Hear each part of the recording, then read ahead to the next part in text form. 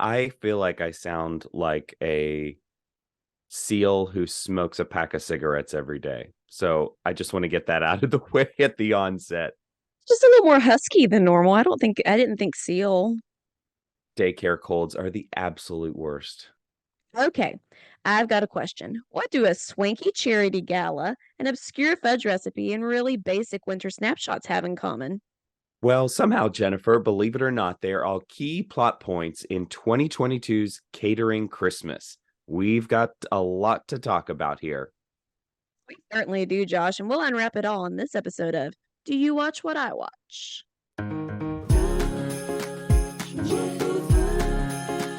If you like holiday movies from the classics to newbies, let's sit down and watch, then have a talk with Jennifer and Josh. Sit down and watch, then have a talk with Jennifer and Josh. Hi, friends. I'm Josh. And I'm Jennifer, coming to you live from an obscure location, an undisclosed cavern of sorts. An undisclosed, mysterious cavern. No, she is not on a Hallmark movie set. She is on vacation, and I'm here in Tennessee still fighting a cold. So you definitely win here, Jennifer.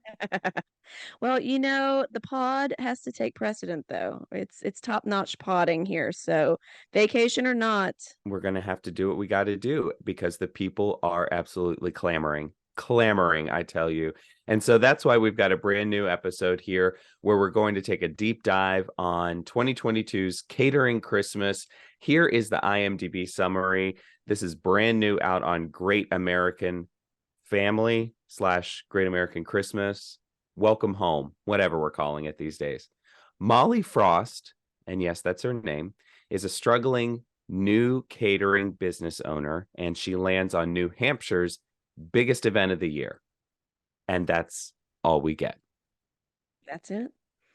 Not a lot That's to all work you with. need, I guess. Yeah. So No. I drafted this one, Jennifer. I picked it, of course, because, I'm very into things that involve baking and very involved in things that might give us a montage here or there. What did you think about this one when you heard the summary here? I was anticipating it being fairly predictable, and we'll see And if that's what happens. but I have seen this actress in a couple of these before, Merrit Patterson, and she generally Yeah, does a she's pretty really good good. job, I And think. yeah, and Daniel Lissing is the male actor, and he, I believe, is one of the leads in When Calls the Heart. I'm sorry, Hmm. I'm not a Hardy, guys. There's a lot of Hardys out there, but he has many a fan page dedicated to him. And also Merritt Patterson recently got married. So congratulations, Merritt Patterson. From our family to yours, all the best. Well, with that being said, let's go ahead and get into it. So, curtain up, and we are getting Jingle Bell Rock, which I actually appreciated that they paid the money to legitimately give us Jingle Bell Rock. We also get a mini baking montage, which made me very happy.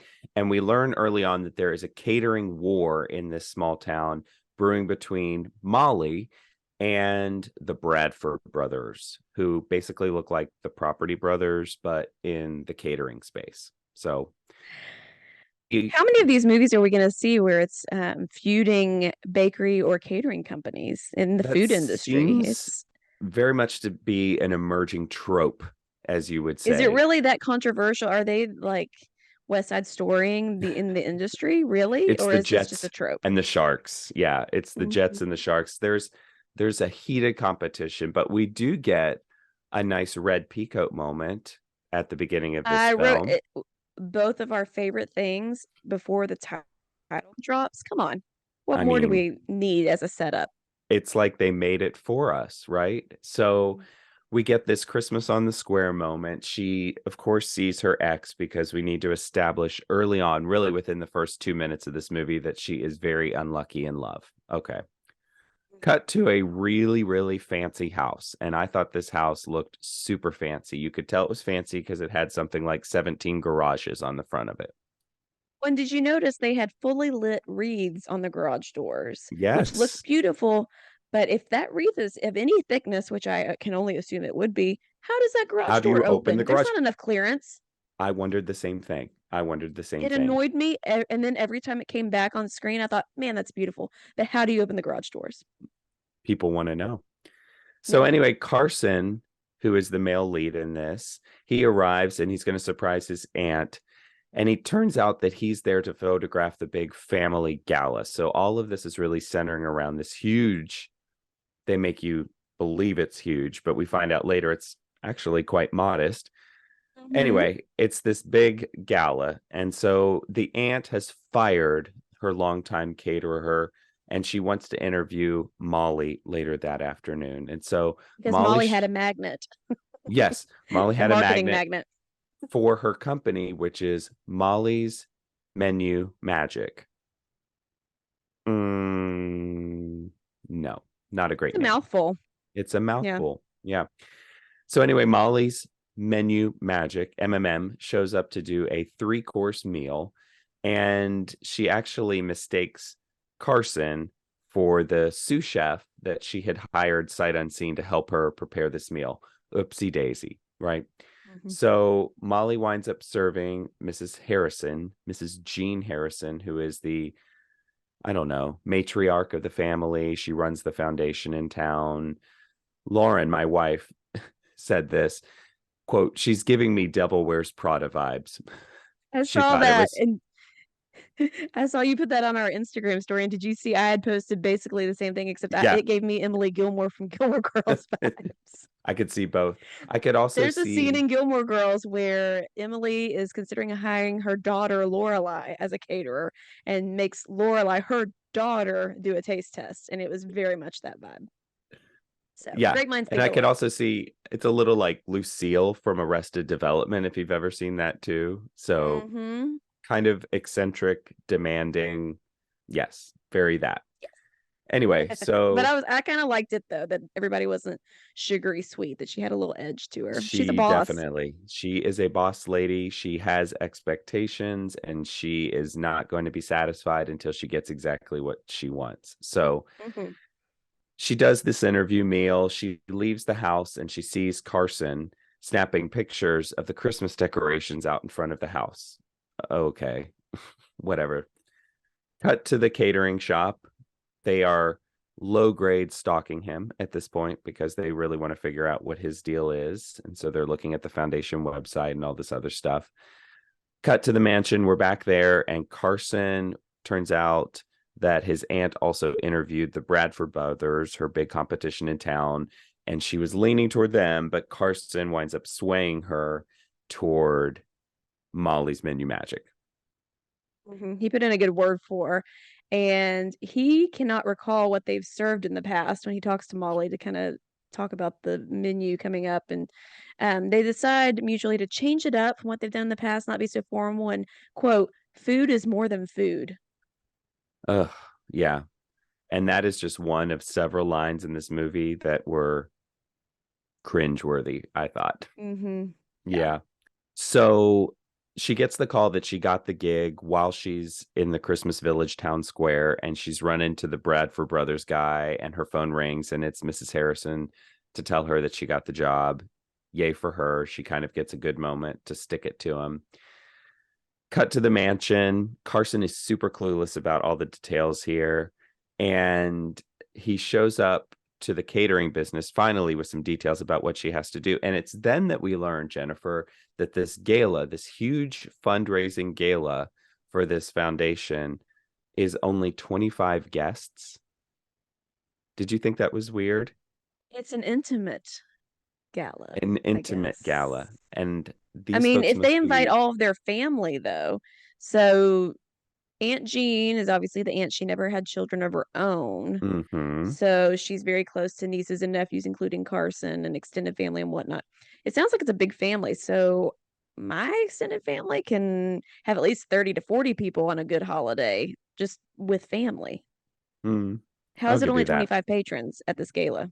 I don't know. But apparently it's enough to rake in some big bucks to support the community, which deep pockets. Yeah. Is it gala or gala? Just so I don't continue to sound silly. I think you could say either. It's macaroons all over again. Oh, geez. I'm I'm sure not we'll a get professional emails. speaker. It's at this point where I feel it's important to mention that I was doing a CCB count, a Candace Cameron Bure count, whenever we would see her on screen. And so she popped up during a commercial right around this point. And Lauren, my lovely wife, goes, "How old is she? 50?" Oh no. Which I was like, How old is oh, she? I have no I don't think idea. she's 50. I don't know. Yeah. I don't think We'll it's figure that 50. out. Yeah.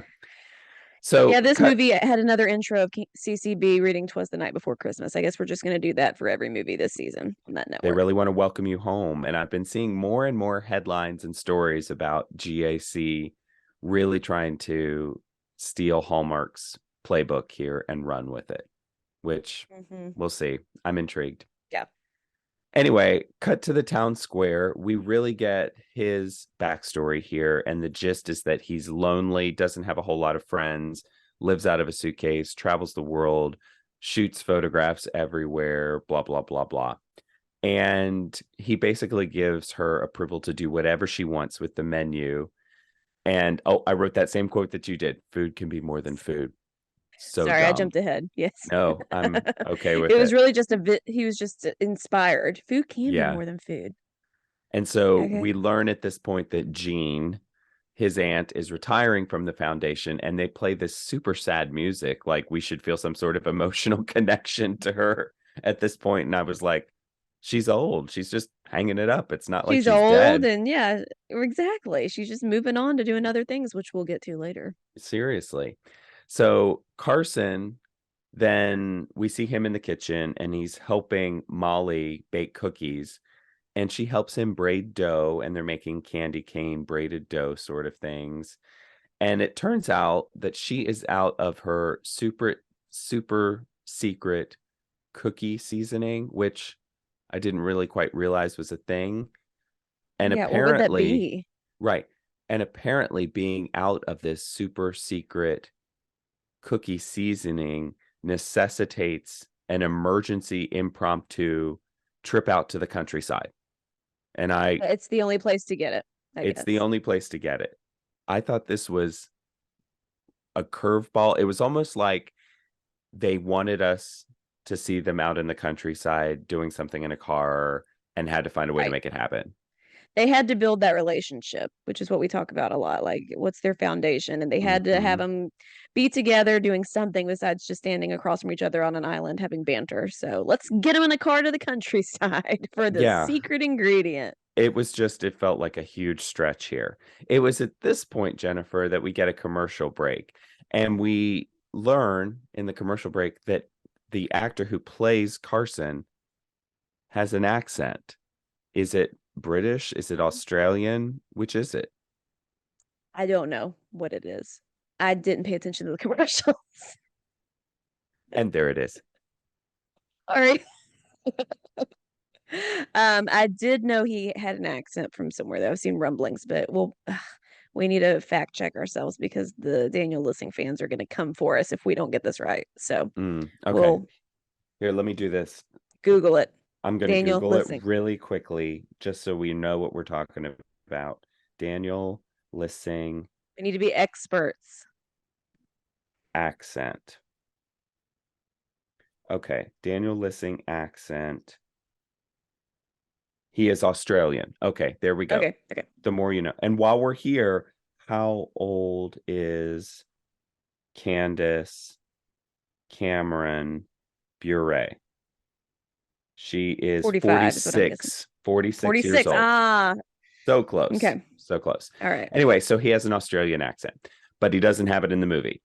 Speaks perfect English, which I guess Australians also speak English too, but no accent. You know what I mean? You would never have known he had an accent. Yeah. Precisely. I was confused by this because when they leave the mansion, she tells him, okay, we have such however long, exactly enough time. It'll be tight, but we can drive to the country and get the ingredient and make it back. So they're in the car, they're driving to the countryside, and he says, we need to make a quick detour. I thought they were on a time crunch. And he takes her to some field of junkyard trees. Yes. My thought exactly. Metalwork trees. A place where he can take pictures. Yes, it was all. There were detours here. We got a double peacoat moment. She had one, he had one. Right? They go visit Thomas for some big deal spices and a photo shoot and plenty of flirting. And Carson winds up paying Thomas for these spices. And I don't know if you saw this, but he just whipped out this wad of cash that made me wonder, what exactly is he buying here? I mean, it looked like he paid several $100s for these spices. So who knows? Well, I Just thought get it was nice because McCormick. Thomas is a veteran. He's precious. And so I think Carson was trying to be a kind person and just throw a little money his way because he found him to be endearing. But I wrote flex much? Question mark. That's what it looked like to me. Yeah. Jeez. But I guess, Yeah. and then he told them that the foundation does weekly meals and entertainment for veterans, which was nice. That was a nice little touch. Yeah, because So. the whole thing for him in this movie is he's sort of been out chasing his photography dreams while at the same time sort of navigating this weird relationship with his family where they have these expectations that he's going to be involved with the foundation. And so it's like a will he, won't he finally do what his family expects him to do with the foundation? And he can't do both. Apparently not. You can't be a photographer and help plan the catering for galas. Who knows? Who knows? Yeah. Maybe he needs to be more of a multitasker. I think I could handle that, but okay. Neither here nor there. Yeah, he needs to be a parent is what it is. And then he can figure out how to get things done. Yeah. Carson, let's juggle some stuff. You'll be okay. Seriously. So cut to the catering business. There's some prep with Molly and her little helper friend, and they're chatting about Carson some more. Cut to the mansion. Jean changed the menu. Molly's like, oh, okay. And so Molly takes Carson to the Harrison Community Center so that he can see the good that the foundation does. It turns out that Molly spent many a day there at the community center as a kid because both of her parents worked. She has a soft spot for it. The woman there who's volunteering moderately fangirls when she learns that Carson is who he is, the whole 9 yards there.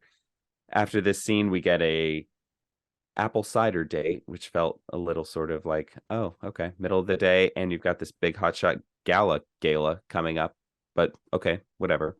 Well, maybe they had some cider left over from Ciders and Sunsets on the same network. Could be. Maybe it was some of his cider, it was some of Kurt's cider.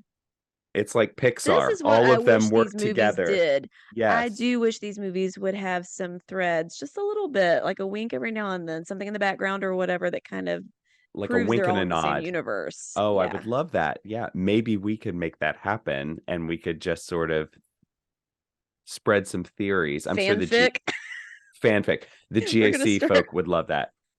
I'm sure they're just clamoring for that kind of nonsense. Yeah. So cut to the mansion. Jean is really bummed here because a lot of her high dollar stuff that she was hoping on for the silent auction is falling through. So she has an idea. Molly does. Shocking. Why don't they use Carson's photos that he's been snapping for the 45 minutes that we've been watching this movie so far? Anyway, we learn that Robert, I know, exactly.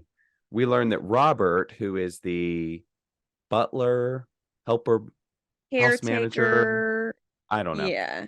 Anyway, he has the hots for Jean, which is kind of cute that there's an older romance sort of blossoming here. Didn't it remind you of Snow Bride? It did very much. Yes, it was very much that kind of a feel there. Cut to the night of the gala, and it is all happening. There's black ties, there's long dresses, there's a lot of food, right? And they surprise Jean with his pictures and art from the kids at the community center, which I thought was kind of a sweet moment. That was nice. Lauren will tell you, I did sort of tear up a little bit about that. So, I mean, it was sweet. Is this your first tear up this season? It is. It is. So there you have it. I thought, oh, that's sweet. That's a good tie-in, but that art's ugly. The art was not cute. The photos I thought were very stock photo basic, not impressive to me. But yeah, they were a little snarky. Stock photo. Yeah. Yeah. So enter Isabella, and Isabella is Carson's agent, and she is super frosty and super all business all the time. And so it turns out that he has an Aaliyah Tracy invite to go shoot her holiday something or other in Berlin. And this is like a moment of crisis. By the way, I just had to laugh that we're supposed to know who Aaliyah Tracy is. Like she's some pop superstar in this universe or something, I guess. Yeah, I tried to think of who that would be related to, but I guess it could be literally anybody now. But still, yeah, I don't care. Didn't care who she was.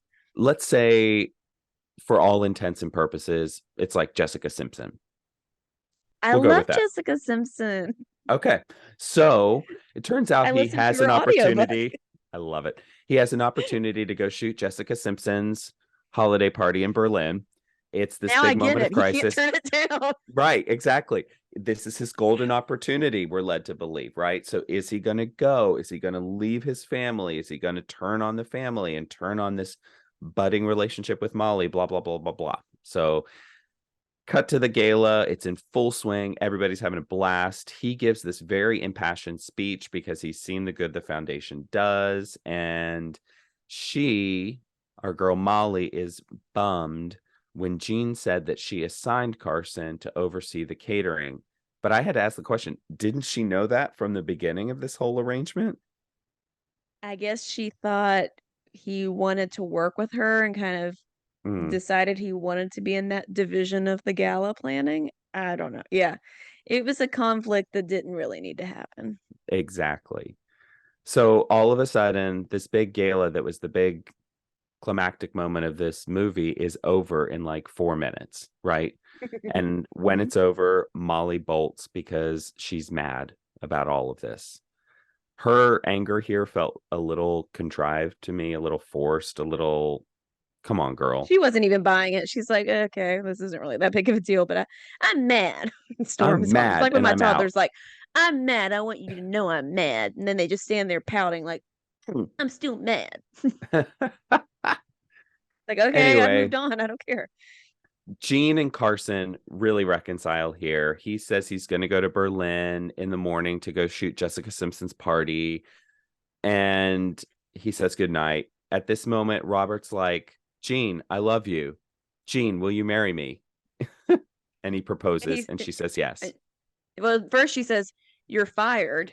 And Right. then she gives him a big old smooch because, you can't have that conflict of interest with working and smooching. So I did think that was cute. And they had her ice thaw so quick. Like, so quickly. there wasn't really a progression of it in my mind. It was just she was tough as nails, and then she's a big old lovebird. Yeah, it was a little sudden for her development there. Yeah. I didn't understand, and I kind of already touched on this, why Carson, the big conflict was he couldn't do the photo shoot, but he could still go to the gala and then fly out the next morning. And then they act like he's going on some 12-month tour around the world. It's literally a party. Why can't you do the gala, fly and do the event, and then come back? And then you can still be involved with the foundation. This was not an either or situation at all. It was one night. They wanted you to think that it was him turning his back on everything to go do his photography dream, which it didn't feel very believable to me. So cut to the bakery. Molly is still really mad. She keeps declining his calls. Cut to the mansion. He's really conflicted. And then all of a sudden he's like, okay, I see what I've got to do here. And he breaks up with his agent, who is very chill about it. All of a sudden she's like, I'm losing this client and all of these gigs that I've lined up for 6 months. And okay, cool, whatever. I understand. Follow your heart. Okay. Yeah, you might have to work with the foundation, and you can't do both. Yeah. It's absurd. It's completely so absurd.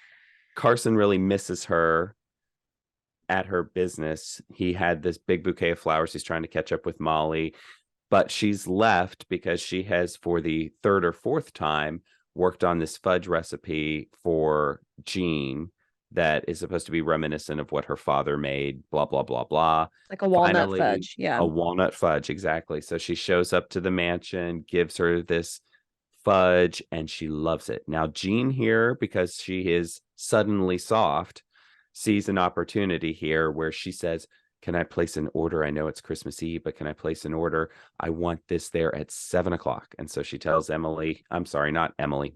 She tells Molly to be there. Emily's a different one. Tells her to be there at 7. And lo and behold, she's not there at 7, but guess who is? Carson. Yeah. Our boy Carson. Yep. Yeah. And he says, quote unquote, someone has shown me life through a new lens. Oh, brother. Smooch, movie's over. Okay, it's time for our gold or coal segment. We're each going to give 3 gifts. If there's more gold than coal, it'll be a jingle bells. More coal, geesh, it smells. And if it's a tie, we're just going to call it a Merry Christmas. Jennifer, you go first. Okay, for my first thing, I'm gonna bring a lump of coal. It was so predictable. I Mm, mean, I know all of these movies have a bad reputation for being just kind of cut and paste, but this one I feel like brought me back to old Hallmark movies, the OG Hallmark movies of yesteryear. And I don't think that's a good thing necessarily. It's mhm. just kind of there. There was no twist and turn, and any conflict they tried to insert didn't make sense. It wasn't really a conflict. So that's Yeah, cool for me. I totally agree. I'm going to start with coal too. I think this movie desperately needed some humor or some adventure or something. It just was very flat and frankly, I thought pretty boring at the end of the day. Yeah. All right, to you Yeah. again. I wrote boring as well, but I'll also say that I didn't really buy their chemistry I didn't really care about their relationship, I guess. Mm, Um, I wasn't really invested in it at all. yeah. Yeah. I'm also going to give some coal here because there was really, for a movie that was called Catering Christmas, there was very little talk about food except for the fudge. Like we didn't get, her cooking with him or her sort of doing something with him in the kitchen, which would have been like a natural thing to do in this movie. It just Well, there was kind the of, whole you don't know how to chop vegetables bit in the beginning, the sous chef bit, and then the braiding the bread or whatever bit. yeah, but I Not thought, enough for Josh. His in the baking lead up to the montage tank was gala, empty. it was empty. Yeah, it was a Yeah. fail for me. And Okay. your last one. We'll give a piece of gold for the leads as actors. I enjoy them a lot. I think they're very good. I just think the material wasn't that great. So Yeah. I think they did the best with what they could, but it wasn't the best story. Yeah. And I'm going to give a little bit of gold here because I did like the community center moment with the kids Mm, and it felt very Christmassy and very appreciative and very warm. So I did like that. and it got a tear. And it got a tear. So bottom line, it was more coal than gold. So we can't really say it's worth your time. I think you can skip it, and that means it's a Jeesh, it smells. Yeah. I mean, it was just kind of forgettable for me. Flat really didn't do much for me. And it wasn't even so bad it was funny or so bad it was good. It was just Right. It was just like there. it was just forgettable, I think. Yeah. Yeah. So onward. And that, friends, is another episode of Do You Watch What I Watch? Special thanks to Nick Schwartz for our theme song, and of course to you for listening. If you like our podcast, we know you do. You're listening to it now. Be sure to review, subscribe, and tell a friend. We're also on Facebook and Instagram. Do you watch what I watch? So give us a follow, leave a comment. We're also online at doyouwatchwhatiwatch.com. And don't forget on our website, you can see all the movies we're going to be reviewing this season. Go ahead and watch them along with us. And if you want to, email us a voice memo with your hot takes, and we'll try to fold them into the podcast in a future episode. Hey, next time we've got a new one from Hallmark, A Magical Christmas Village. Here's the summary. It follows Summer's life as her mother, Vivian, and daughter, Chloe, move in with her. Vivian sets up a miniature Christmas village. As Chloe begins setting up the figurines, real life events seem to mimic the scenes she creates. We're going to have a lot to discuss with this one, Jennifer. And until then, May your days be merry and bright. See you next time.